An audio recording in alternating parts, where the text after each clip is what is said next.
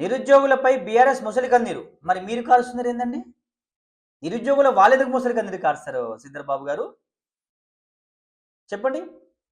నేను ఇప్పుడు శ్రీధర్ బాబు గారు ముసలి కన్నీరు కారుస్తా అని చెప్తున్నారు కదా!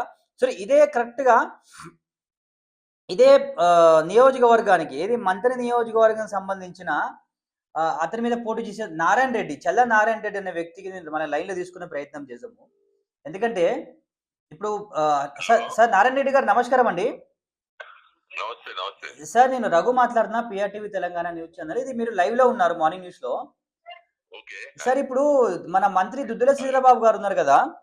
అవునండి. దుద్దిల శ్రీధర్ బాబు గారు ఇవాళ ఒకటి స్టేట్మెంట్ ఇచ్చిండు దిశ పేపర్‌లో.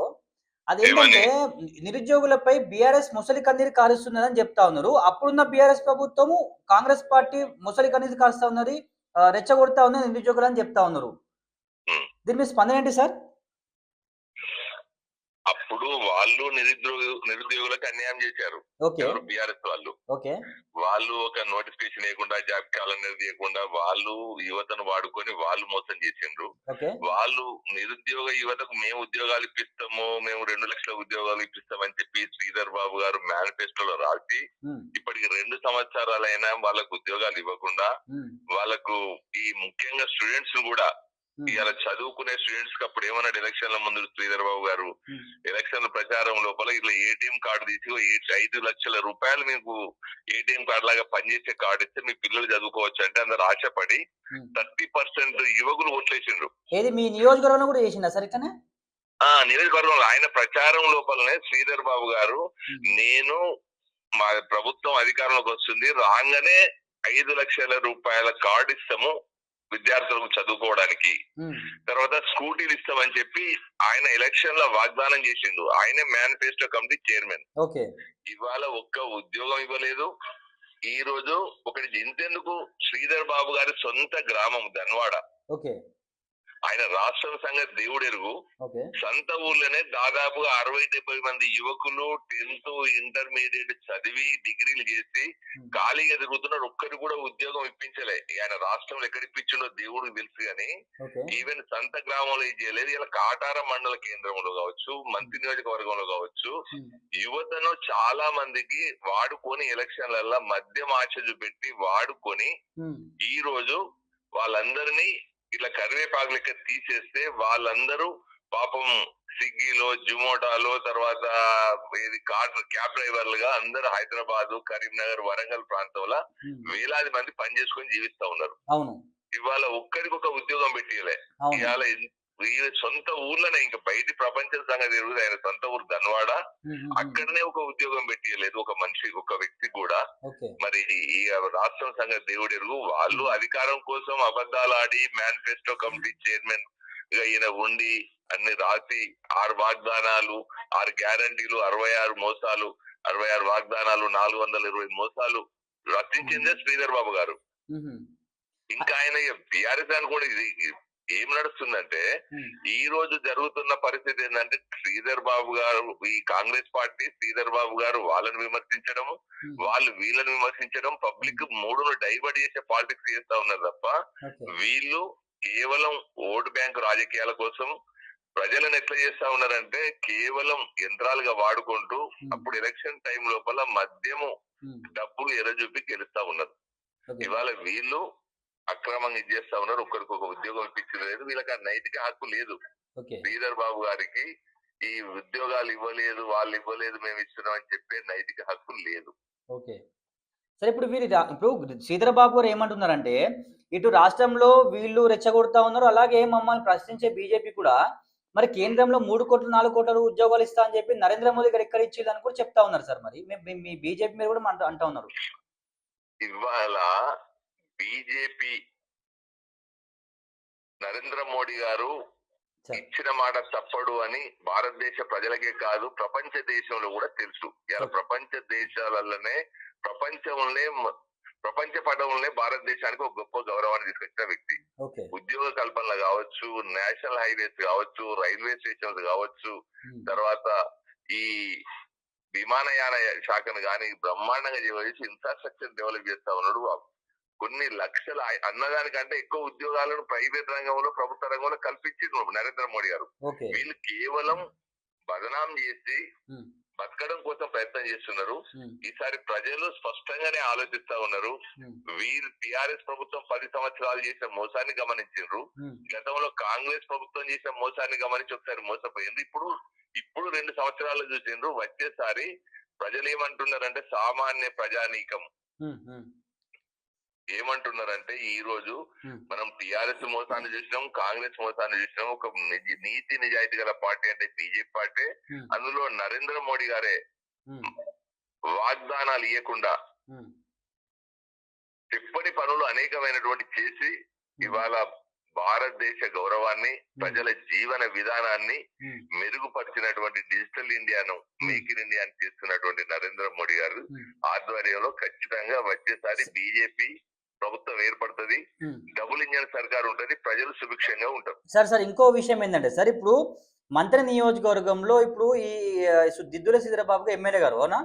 సో ఆడ నుంచి ఇప్పుడు మంత్రిగా కొనసాగితే హైదరాబాద్ జస్ట్ ఎమ్మెల్యేకే పేరుకే నామకే వాస్తే మాత్రమే దుద్దుల శ్రీధరబాబు ఎమ్మెల్యేగా ఉన్నారు. మొత్తం కొనసాగించిన మొత్తం షాడో ఎమ్మెల్యే షాడో మంత్రి మొత్తము దుద్దుల శ్రీనుబాబు అనే వాళ్ళ తమ్ముని పేరు వినిపిస్తా ఉన్నారు సార్. ఎంతో నిజం సార్ ఇది? అది 100% నిజము. ఈయన మంత్రిగా ఉమ్, అక్కడ హైదరాబాదునే ఊహాలలో చూపెడతా ఉన్నాడు. ఓకే. హైదరాబాదులనే ఆయన రాజకీయం అంతా చేస్తా ఉన్నాడు. ఆయన రాజ్యం వెళ్తా ఉన్నాడు. మంత్రి నియోజకవర్గాన్ని విశ్వరించి ఇక్కడ తమ్మునికి అప్పచెప్పిండు. ఆహా, ఈ తమ్మునికి అప్పచెప్తే ఇక్కడ తమ్ముడు అన్ని దందాలు, పోలీసులను అడ్డం పెట్టుకొని సార్ అక్రమ కేసులు పెట్టిస్తూ, మీ మీద కూడా అక్రమ కేసు పెట్టించినట్టున్నాడు. నా మీద శ్రీధర్ బాబు గారు మొన్న ఎలక్షన్ లో గెలిచిన తర్వాత 14 అక్రమ కేసులు పెట్టించిండు. 14? శ్రీధర్ బాబు గారు వారి తమ్ముడు కలిసి 14 అక్రమంగా కేసులు పెట్టించారు. అన్ని పొలిటికల్ సంబంధించినవి. రెండవది ఏంటంటే, ఈ రోజు ఇక్కడ ఇసుక మాఫియా శ్రీధర్ బాబు గారా జరుగుతా ఉందంటే, ఇసుక మాఫియా ఎట్లా జరుగుతా ఉందంటే, ఇంతకు ముందు గతం లోపల టిఆర్ఎస్ ప్రభుత్వం ఉన్నప్పుడు ఇసుక అక్రమ రవాణా జరిగింది. జీరో లారీలు పోయినాయి, ఓవర్లోడ్ తోడు పోయినాయి, అనేక కోట్లాది రూపాయల దందా జరిగింది. సో దాన్ని శ్రీధర్ బాబు గారు ఏమన్నారు, ఇది తాత ముత్తాతల సంపద, ఇది ప్రాంత ప్రజల సంపద, నేను అధికారం రాగానే అక్రమ ఇసుక రవాణా బంద్ చేస్తాడు. అంతకు డబుల్ క్వారీలు ఓపెన్ చేయించాడు. మానేర్లలో, తర్వాత గోదావరిలో విపరీతమైన క్వారీలు ఓపెన్ చేయించి మీరేం అడ్డుకునే ప్రయత్నం చేస్తారా అండి? మేము అడ్డుకునే ప్రయత్నం చేస్తా ఉన్నాం, అడ్డుకుంటాం ఖచ్చితంగా. ఆ రకంగా చేస్తూ ఈ రోజు ఏంటంటే, ఆయన తమ్ముని ద్వారా ఇవాళ వాళ్ళది ఎట్లా ఉన్నదంటే, జీరో లారీలు పోతా ఉన్నాయి. అంటే వితౌట్ వే బిల్స్ లారీలు పోతా ఉంటే, ఎవరన్నా మేము మాలాంటి వాళ్ళు ఇంకెవరన్నా అడ్డుకుంటే పోలీసులు వచ్చి వాళ్ళకి ఎస్కాట్ ఉండి లారీలు తీసుకుపోతా ఉన్నారు. పోలీసులు వచ్చి ఎస్కాట్ ఇచ్చి లారీలు తీసుకుపోతా ఉన్నారా? ఆ రకంగా జరుగుతా ఉంది. అక్రమ రవాణా జరుగుతుంది. ఇంతెందుకు చెక్ డ్యాములను పేల్ చేసి కూడా అక్రమ రవాణా జరుగుతా ఉంది. మరి రెవెన్యూ డిపార్ట్మెంట్ కి మీరు ఏం కంప్లైంట్ చేయలేదు సార్? అక్కడ ఒక రెవెన్యూ డిపార్ట్మెంట్ వాళ్ళు కంప్లైంట్, అది రెవెన్యూ డిపార్ట్మెంట్ గారు ఇచ్చిన, కలెక్టర్ గారికి ఇచ్చిన, ఇప్పుడు మంత్రి అంటే ఇప్పుడు మా ఈయన షాడో మంత్రి శ్రీనుబాబు గారు వాళ్ళ తమ్ముడే కనిపిస్తా ఉన్నాడు. షాడో ముఖ్యమంత్రి శ్రీధర్ బాబు గారు కదా. ఇప్పుడు ఎవరు పని చేయాలి? ఎంఆర్ఓ, ఆర్డీఓనో లేకుంటే జాయింట్ కలెక్టర్ చేసే పరిస్థితి, కలెక్టర్లు కూడా చేసే పరిస్థితి శ్రీధర్ బాబు గారు కాదని వాళ్ళు చెప్పిందే రూల్ కదా. అవునవును సార్, వాళ్ళు చెప్పిందే రూల్ కాబట్టి అంతకు డబల్ అక్రమంగా ఇసుక రవాణా జరుగుతా ఉన్నది. ఇక్కడ సంపదనంతా దోచుకుపోతా ఉన్నారు. వేలాది కోట్ల రూపాయలు సంపాదిస్తా ఉన్నారు. రైట్ సార్, ఇప్పుడు ఫైనల్ గా మీ నియోజకవర్గంలో ఎట్లా ఉంది? ఇప్పుడు ఒకవేళ మళ్ళీ శ్రీధర్ బాబు గారికి ఇట్లా గెలిచే అవకాశాలు ఉన్నాయా, లేకపోతే వ్యతిరేకత ఏమైనా ఉందా? అది ప్రజలు ఆల్రెడీ డిసైడ్ అయిపోయినారు. 2 సంవత్సరాల కాలంలో ఇది వరకు 4 సార్లకి, ఒకసారి మోసపోతే మన తప్పు కాదు, రెండోసారి మోసపోతే కాదు, మూడోసారి పోతే ప్రజల తప్పని గమనించిండ్రు. 4 సార్లు మోసపోయింది, 5వ సారి కూడా మోసపోయిండ్రు ఆయన చెప్పిన మాటలు నమ్మి. కాబట్టి ఇప్పుడు స్పష్టంగా డిసైడ్ అయిపోయిన మంతని నియోజకవర్గ ప్రజానీకము పూర్తి స్థాయిలో ఒక నిర్ణయానికి వచ్చి ఉన్నారు. ఈ రోజు రేపు ఎలక్షన్ జరిగినా, ఇంకా 2 సంవత్సరాలకు జరిగినా ఖచ్చితంగా భారతీయ జనతా పార్టీని గెలిపించాలి. భారతీయ జనతా పార్టీ అయితేనే ప్రజలకు శ్రీరామ రక్ష అని భావిస్తా ఉన్నారు. ఒకవేళ మీరు ఎమ్మెల్యే అయిన తర్వాత మా లోకల్ మరి ఆ ఇసుక ర్యాంపులు ఏవైతే ఉన్నాయో దాన్ని అరికడతారా మరి మీరు? 100కు 100% అరికడతాం.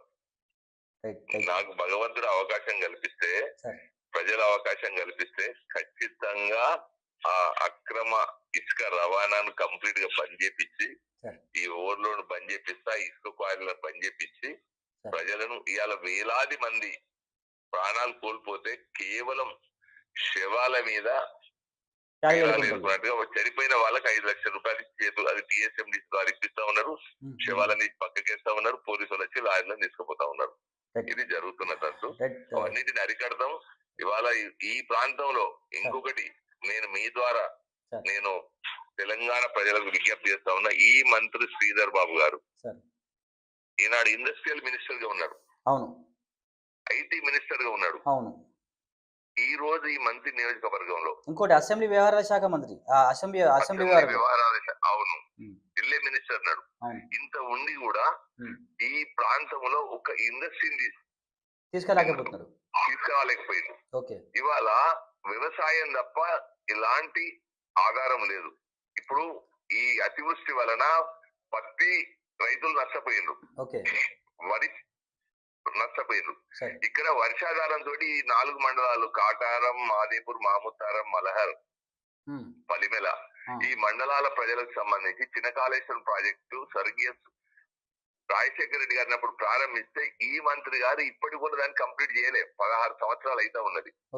ఇవాళ ఒకటే పంట వర్షాధారం తోటి పండే పంట తప్ప వేరే రెండో పంటకు ఆస్కారం లేదు. అది చేయలేదు. ఎప్పుడు ఎలక్షన్లు వచ్చినప్పుడే దాన్ని కదిలిస్తా ఉంటాడు. ఒకసారి ఇంజనీరింగ్ అధికారులతోటి కలెక్టర్ తోటి మీటింగ్ పెడతా ఉంటాడు, నడిపిస్తా ఉంటాడు. ఇవాళ అది లేదు. ఈ రోజు ప్రజలు చాలా ఆర్థిక సంక్షోభంలో కొట్టుమిట్టాడుతూ ఉన్నారు. కాబట్టి ఒక ఇండస్ట్రీ తీసుకురావాల్సిన అవసరం ఉంది. ఒక ఇండస్ట్రీ తీసుకొస్తే ఒక 5-6 వేల మందికి ఉద్యోగాలు ఇప్పిస్తే కనీసం మంత్లీ ఇక్కడ మనీ ఫ్లోటింగ్ అయ్యే అవకాశం ఉంటుంది. ఇవాళ ఈ పంట అయిపోయిందంటే ఒక రూపాయి కూడా ప్రజల దగ్గర ఉండదు. ఇవాళ చాలా నష్టాలలో ఉన్నారు. పత్తి ఎకరాన 3 క్వింటాలకు మించి పడతలేదు. ఇవాళ 40,000 రూపాయలు 40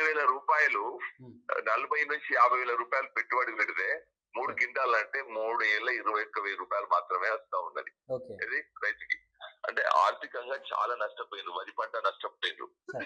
మళ్ళీ భూములు కనీసం పెళ్లిళ్ళు చేసుకుందాం పిల్లలకు అని రైతులు అనుకుంటే భూములు అమ్ముదాం అంటే భూములు కొనే పరిస్థితి లేదు.